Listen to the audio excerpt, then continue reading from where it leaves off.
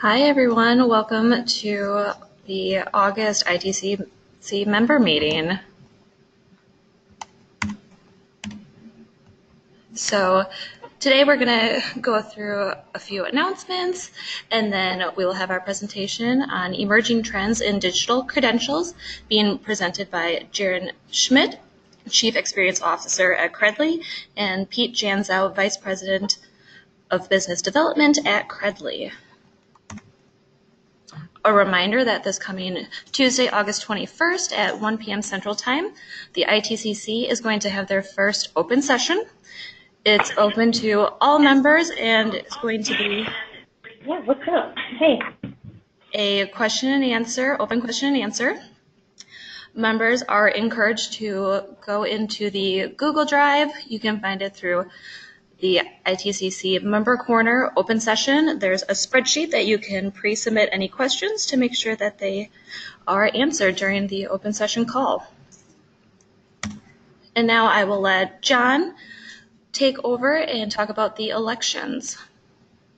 Yeah, thanks, Bristol. This is John here. I just want to make a quick announcement about the coming election at the in-person meeting in October. So if you're not aware, ITCC requires elections to be held for the chair position and the vice chair and secretary treasurer positions in alternate years.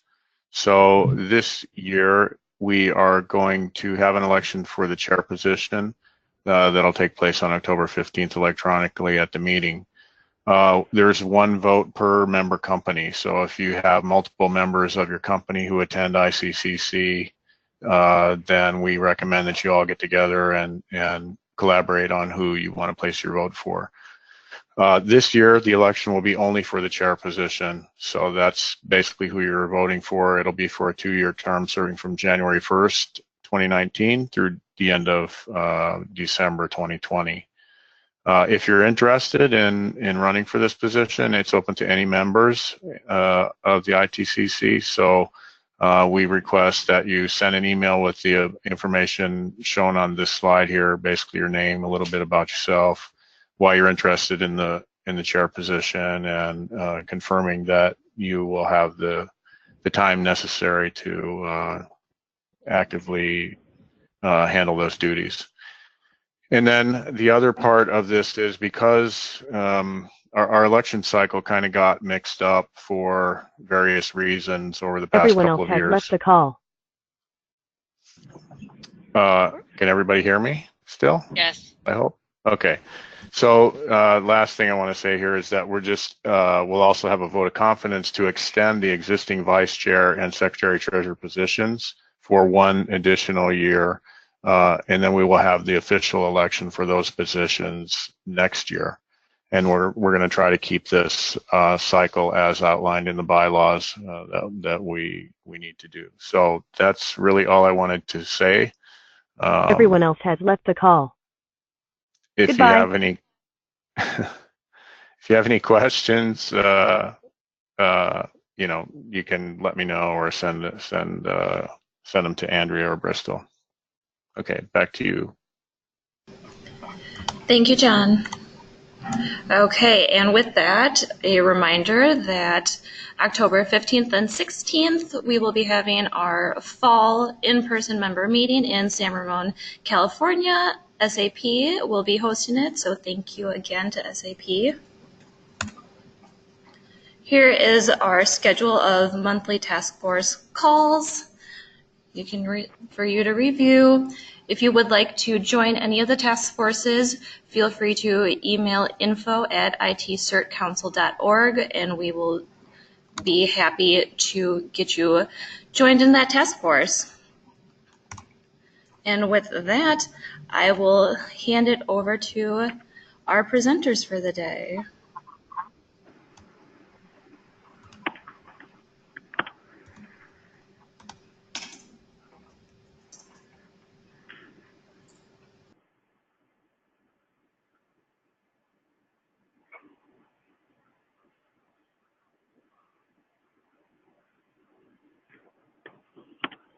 Darren, you may be on mute.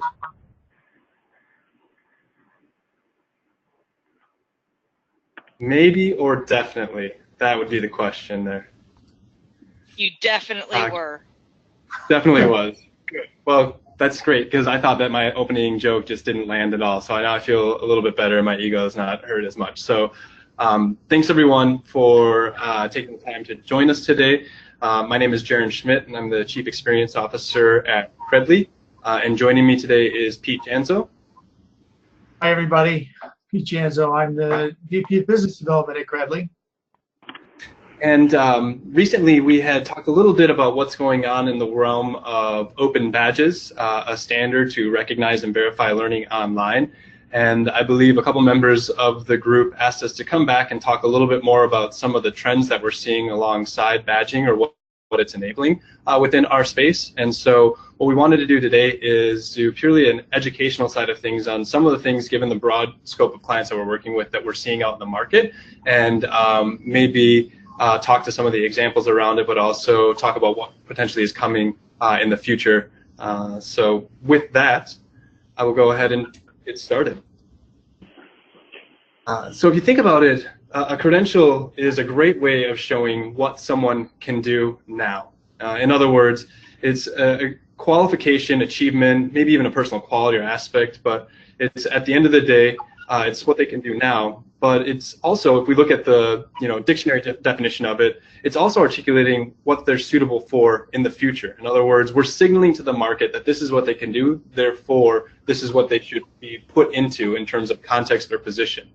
And I think that that's really important because you'll notice that the definition of a credential is not a psychometrically sound, legally defensible, accredited, proctored assessment. However, it is worth pointing out that that is by far the most reliable approach and not going anywhere. But if we look at kind of this overarching definition of what a credential is, I really want to call it, again, this idea that we're trying to signal what someone is suitable for. And why that's relevant is because that means that a credential is not only what you can do now, but if it's going to remain relevant and evolving into where the market is going, it should also be signaling what someone should do next once they have that credential.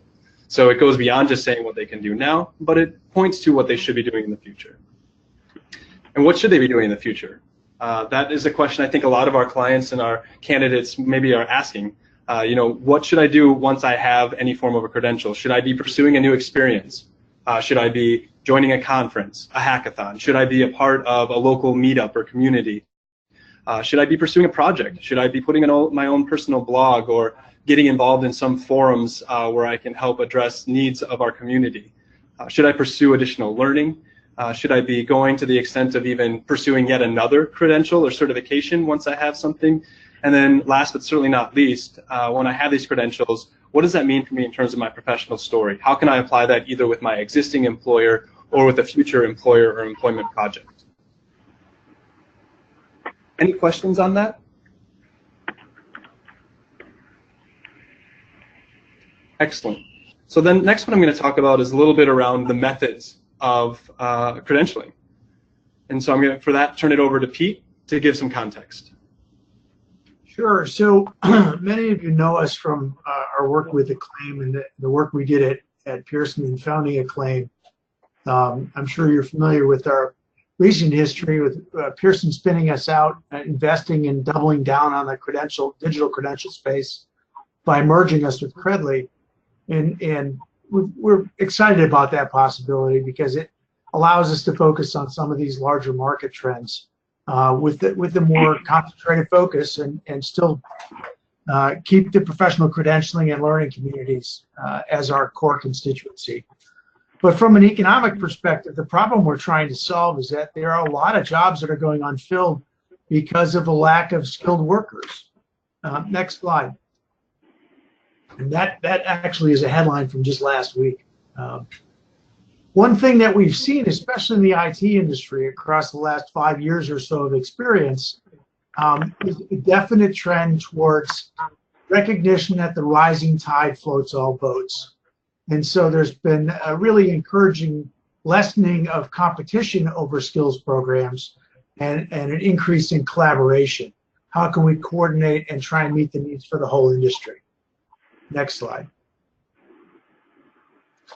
A second major trend, and this is something that I was really impressed at ATP by, there's a really dramatic turn going from a transactional model for certification to more of a membership model.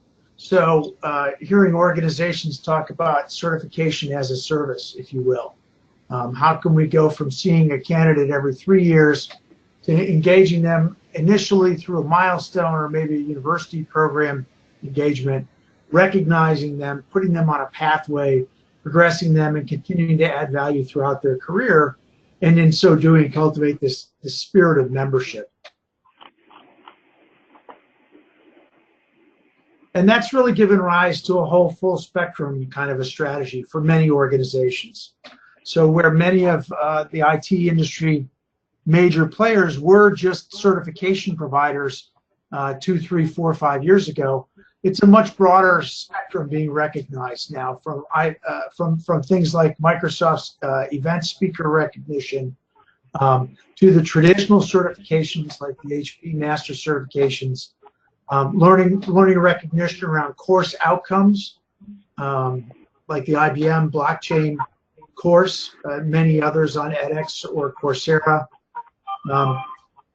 Partner networks, things like certified instructor programs that reinforce and build out relationships across university or education communities, and then even contributing employee recognition and developing employees. So not just developing the workforce broadly at the entry level, but also within organizations and across them.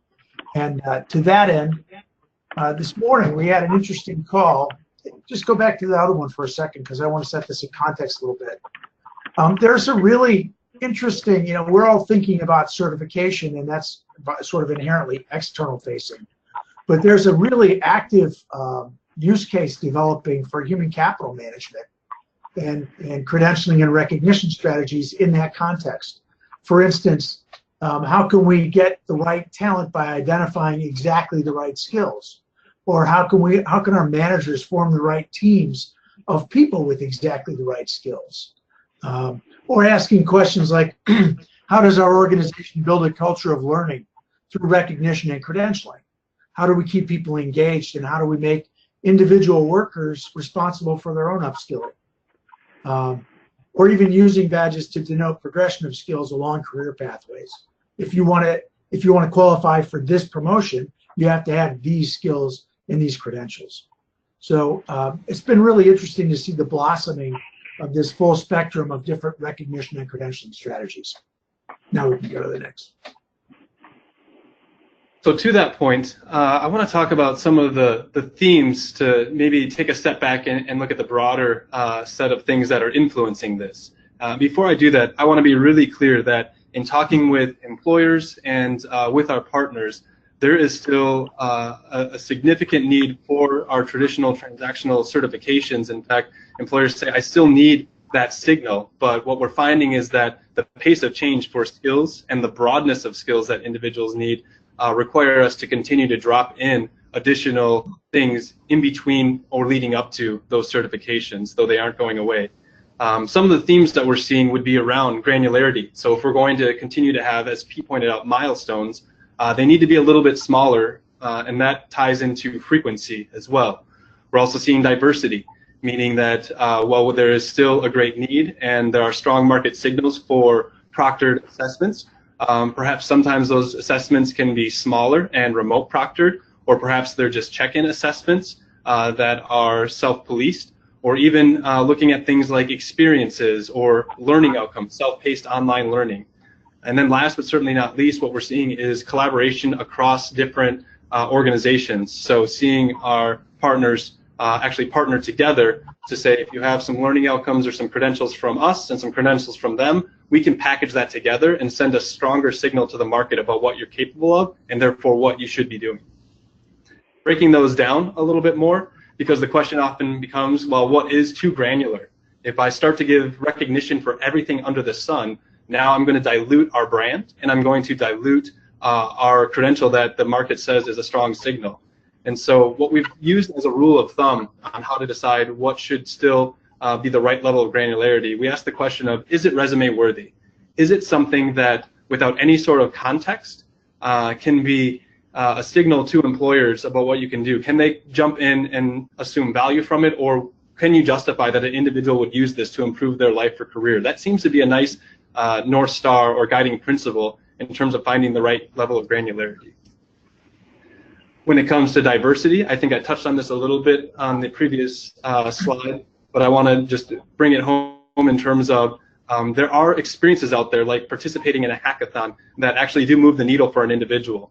There is training out there, and especially emerging technologies where there's such a need in the market for awareness on them, such as blockchain or even project management or data analysis, where that can send a signal. And then there's always a need for that validation piece of it, some level of assessment or some way to say that this person is capable of it, and we made these checks and balances to validate that they do in fact have these skills or have acquired this knowledge. And then certification as well being that, that crowning achievement. Frequency, I think this is important in terms of moving alongside that transactional model to more of that membership model that Pete talked about. According to John Seeley, there's this idea that the half-life of a skill is getting smaller and smaller. I think we've all seen those quotes about, you know, the number of jobs that are going to be extremely relevant a few years from now aren't even articulated yet. And so what that means is that if we're changing what someone has to be able to be capable of at a high pace, then we also have to be credentialing it at a high rate or a lot more level, higher level of frequency. There we go. And then collaboration. You want to talk a little bit about this one?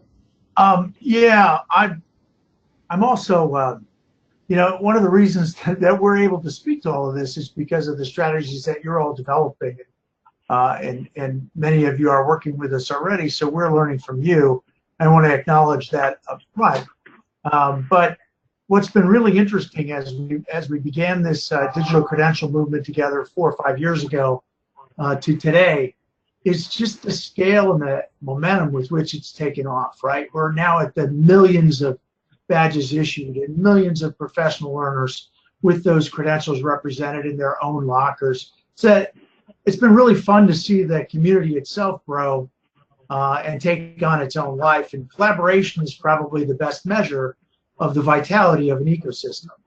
And so I thought we'd stop for a second and just glance. This is just a cross section, right? This isn't by any means the full list of IT organizations or IT-related organizations with whom we're working, but it's gone beyond the sort of experimental idea to become kind of the coin of the realm for talking about skills in the IT economy.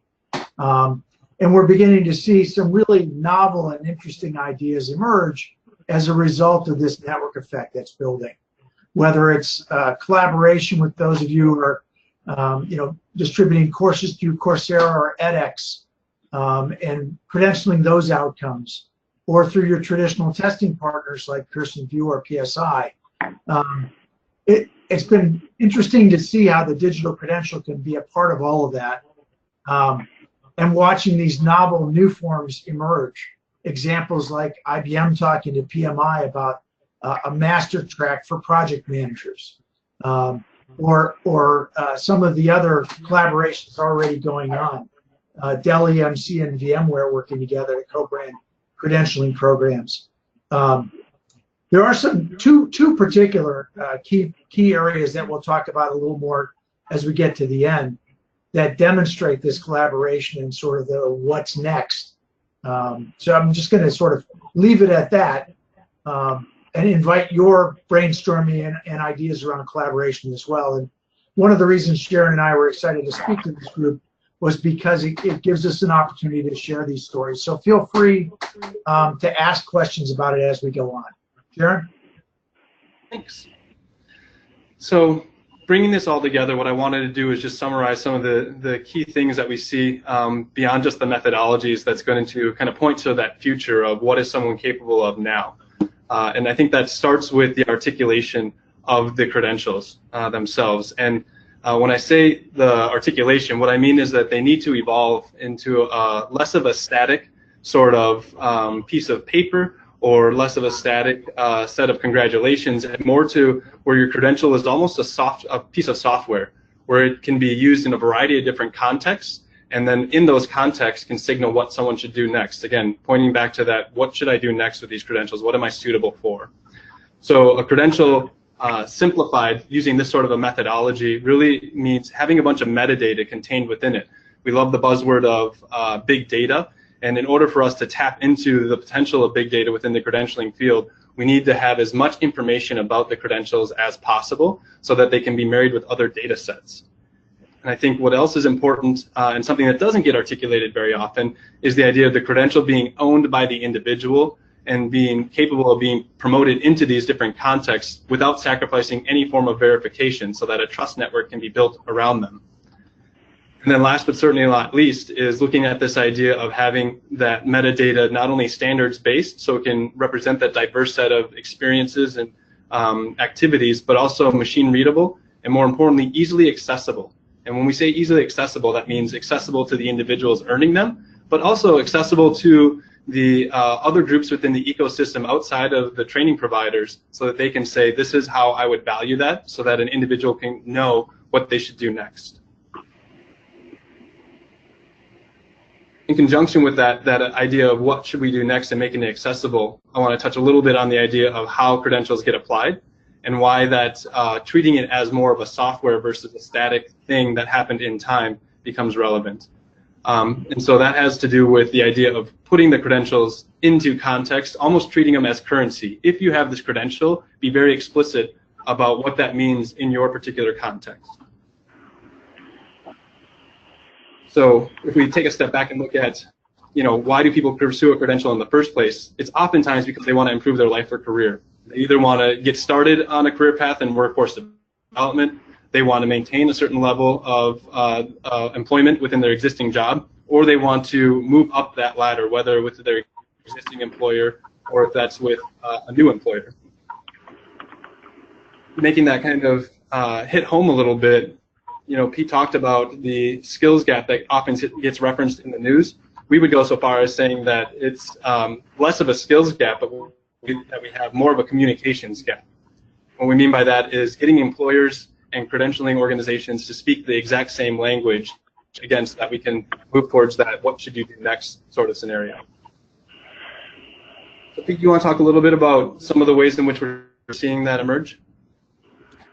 Right. So, we from the very beginning, we've had a sort of an expectation that credential earners, that certification candidates, want to use those certifications to get jobs. And so we've built some of those features into the platform itself, and we've been really interested to see the use rates on those begin to climb, right? It's quite useful to people to see the skills that are certified for this vendor or this platform are in use and in demand in the actual labor market. So that was the first question of whether this is a relevant achievement. Is it being asked for in job requirements or in job descriptions? More recently, and as the network has grown, some interesting ideas have begun to emerge, right? And they're both based on the notion that once you get these credentials in a common format and you begin to data mine them, you can apply them elsewhere. So Northeastern came to IBM almost a year ago and said, we're interested in your badge program. And we like to consider badges potentially as either a signal for college readiness, if you want to complete a bachelor's degree, or as a signal that we should give you college credit for advanced learning. And so that's evolved now into a concept we're developing across the network, across the ecosystem, where you can look at badges, evaluate them if you're a higher ed institution, and decide if you want to give college credit for them. And of course, college credit programs for certification are nothing new, but having the digital transaction currency of a badge takes some of the friction out of the process. And we're excited to see how this will develop over time. Ultimately, we're all out to try and further those candidates, help them to progress in their life or in their careers. And one key way we can do that is helping them to earn a college degree and a recognized credential from other credentials they get without having to start over. So how can we take you as a professional candidate, fast track you towards a college degree, maybe a master's degree, and then progress you on further in your career? That's an interesting emerging use case. The second one is around matching talent to specific skills, and allowing people to be discovered. So I've earned my Microsoft certification or my Cisco certification. An employer comes to the data and says, I need somebody with one of those, but I also need somebody who knows cloud technologies or who knows information security protocols. How can I find that specific set of certified skills in a candidate? And then how can I get in touch with that person? So that's a sort of a second use case that we're really excited to see emerge, but none of this could have happened until we got to critical mass with skills and credentials and competencies in the IT sector. Great. Last but certainly not least, bringing together this in one final summary. So the idea is that the methods that we use to award credentials are, I guess, touching on a broader spectrum. And we talked a little bit about that in terms of it being a broader set that is supplemented or happening before and after a credential. We talked about how credentials get articulated using more of a standards-based approach and applying more metadata so that we can have a better understanding of what that individual is capable of, but more importantly, how they can apply that credential some way or some form.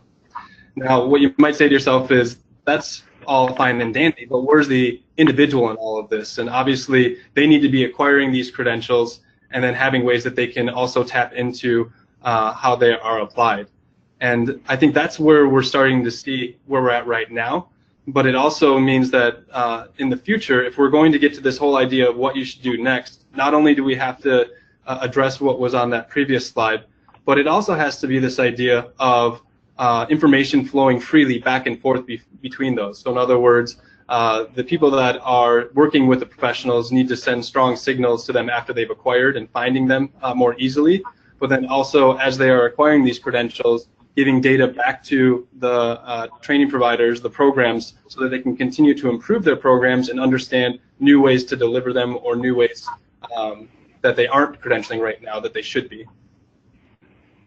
And then finally, last but certainly not least, would be the idea of blockchain. So just throwing this out there as a bit of a teaser, this idea that if an ecosystem like this is to emerge over time, it will be really important to have a decentralized, I should say, authority that can make sure that all of this is happening, it's verification, and it goes back to that idea of the individual being in control of that with a trust network around it. So I don't want to go too far. I don't want to insert like a Dilbert blockchain joke, though I'm tempted to, but I just want to point out that while perhaps it's not there today, it definitely will be a relevant piece of this puzzle in the future to make that entire skills and competency ecosystem work.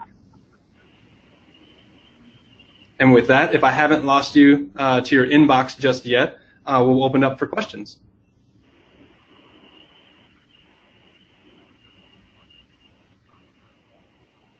Darren, this is Clyde. One of the things that caught my eye in the presentation is your reference to making the metadata machine readable, and particularly from the context of, one of the challenges I personally find with badges is that unlike some of the other credentialing mechanisms like a degree or a diploma, I have to dive into the metadata to try to understand what exactly that badge is communicating in terms of the scope and depth, because there's no unit of measurement, right? There's this idea that there used to be sort of these rough units of measurement that were college credit or EU hours. Whereas on badges, the data is there, but it feels like as an end user, I have to work a little bit harder to digest it all. Are you guys seeing that? Are you seeing any movements towards trying to make that data less work for a potential employer to consume? Absolutely, absolutely. I think there's 2 points that are being brought up in that one. Number one, if we look at the college degree or diploma, there's not a lot of transparency transparency built into that. It's, you know, they have a large macro achievements, and we infer something from that. We use it as a proxy to say that they're career ready because they have a Bachelor of Arts. But that idea of what they actually did to receive that, what courses did they go through, what skills did they develop, what are even some of the soft skills that were contained within that, it's really not evident or not transparent. It is more of a proxy. It's just a foregone conclusion that they're capable of that. And so I get then, well, so we've started to add some additional metadata to try and add transparency to that, but is it actually being picked up or used by employers? We have a lot of initiatives going on right now around application tracking systems, being able to consume that metadata and then using algorithms to determine whether or not someone might be a good fit for your position. So I'd say we're at the early stages of that, but before we can have employers, you know, using algorithms to use that data versus an individual digging into that, we need to go back to what we mentioned earlier, which is articulating the credentials in that format. So it's one of those where it's coming, and we definitely do have groups that are now saying, well, since that credential is owned by the individual when applying, they could simply say, here's access to my credentials and all the metadata around that, and therefore the application tracking systems can begin to perform that reading of the data versus a human.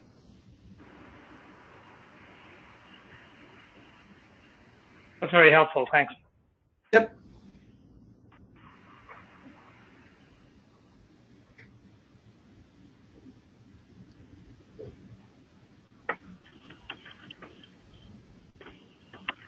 Any other questions?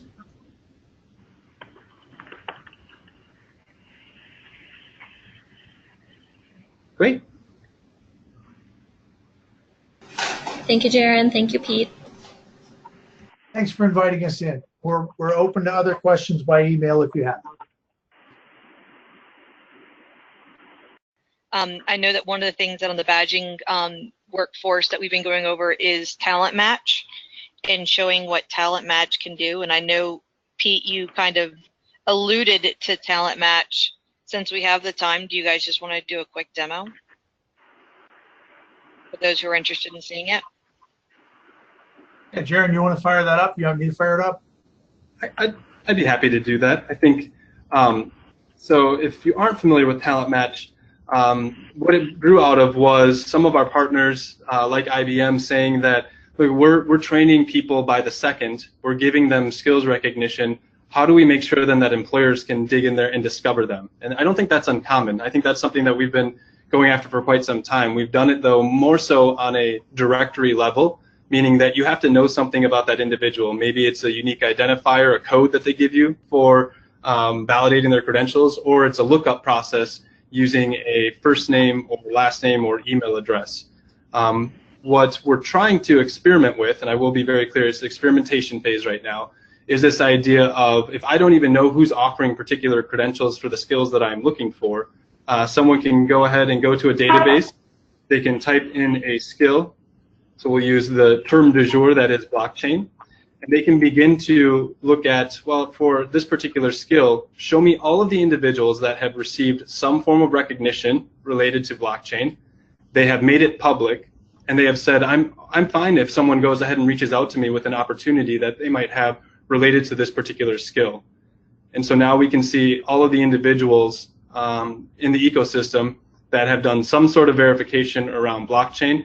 And for any one of these, we can go ahead and click on it and begin to see the various badges that they have, of which one is related to blockchain. So now you have this scenario going on where it is much more accessible to know what skills or forms of validation are being done out there and who has them, which goes back into that earlier slide of what should they do next. Well, perhaps we should have employers telling them, hey, I have an opportunity for you, or people within the community that are interested in that same skill set can be reaching out to them and talking with them. And Jaron, what I think is great about the one you just showed is it shows you a mixture of it's not just IBM, it's not just Microsoft, it's a lot of different ones. And I think that's one of the really powerful things here is as organizations are looking to skill up or to bring in people, they can look for a set of badges that go across organizations. When you do that search, are you able to look by a different are the results treating every badge equally? Because you mentioned there are different badges signal different things. And, can it be refined by the person, by the employer doing the search? Yes, so today it is treating them, if you will, all equal, though we would try and say that the transparency of the metadata, I think this goes back to what Clyde was saying, allows you to differentiate between what was a 2-hour self-paced course versus what was a psychometrically sound assessment and an industry credential.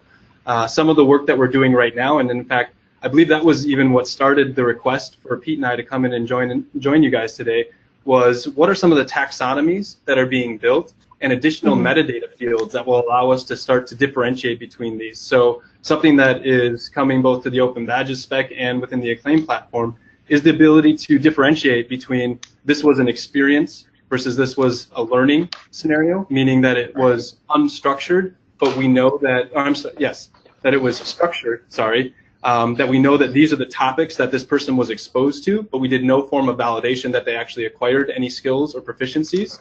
The next one being that validation. So not only do we know this is what they were exposed to, but we validated in some way, shape, or form, they understand it.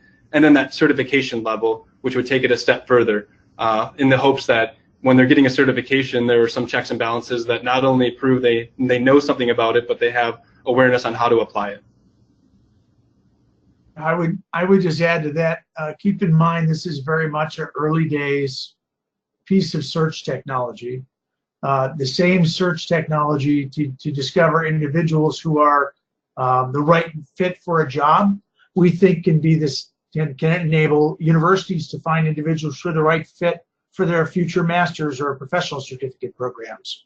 Or for that matter, for certifying bodies to identify individuals who've got university learning but don't have a professional certification. So we're excited now that there's enough of a critical mass that we can produce results that are meaningful. And we're looking for people to collaborate with us on developing out what the potential applications are here. We think those two are two to start with. And then a third might be helping organizations to map the verified skills and competencies of their own workforce, in addition to the talent acquisition and talent management piece of that.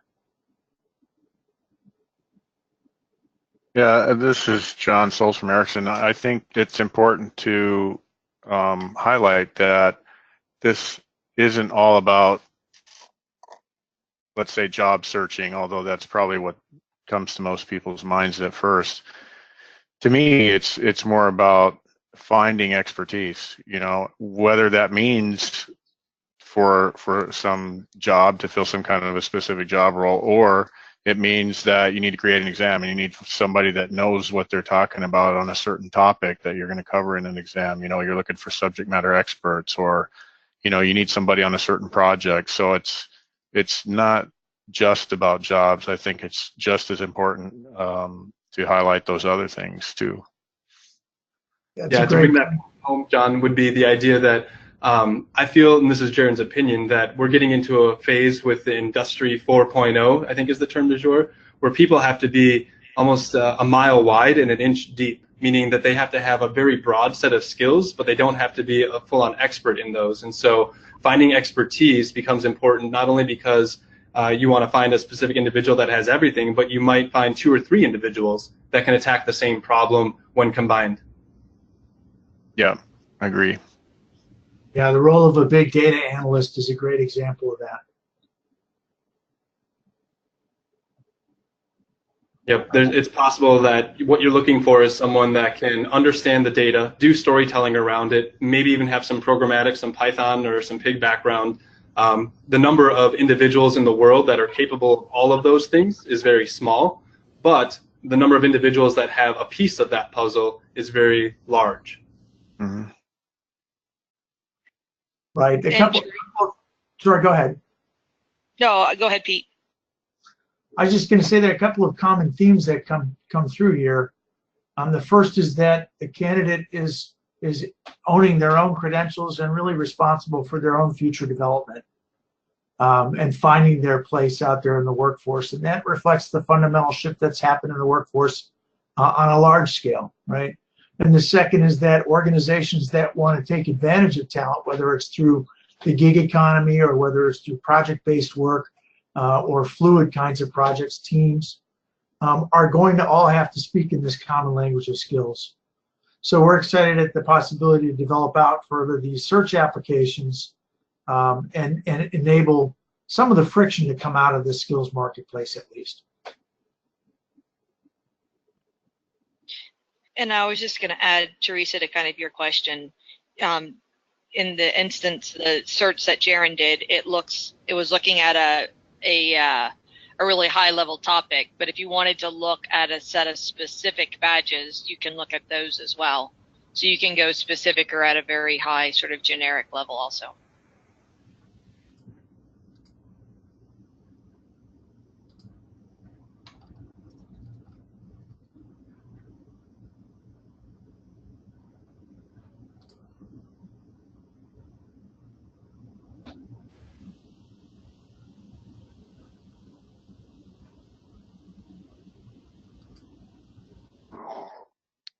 So when is this going to be available? It's available in beta right now. If you're interested in participating in the beta, contact Jaron or me and we'll get you involved in shaping it forward. But the idea is to try and bring something to market. Again, we're exploring what business models should be applied to that. This is all very much a R&D phase at this point, but sometime early next year.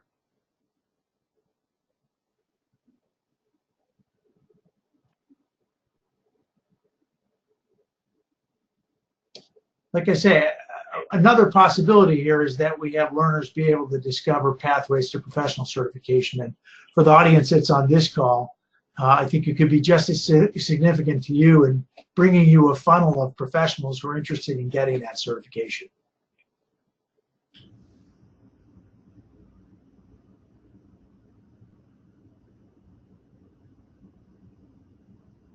It's intriguing to me. I think I can see how it could be a useful tool for employers in particular for trying to close their own skills gaps.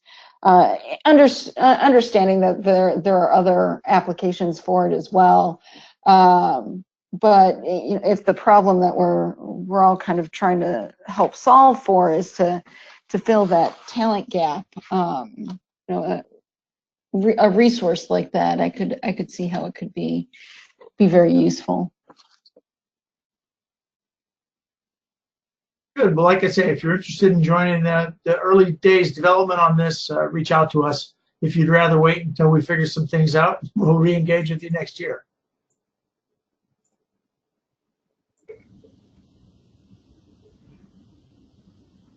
Well, thanks again, everyone. Appreciate your time today. Thanks, Pete. Thanks, Jaron. Thank you, everyone.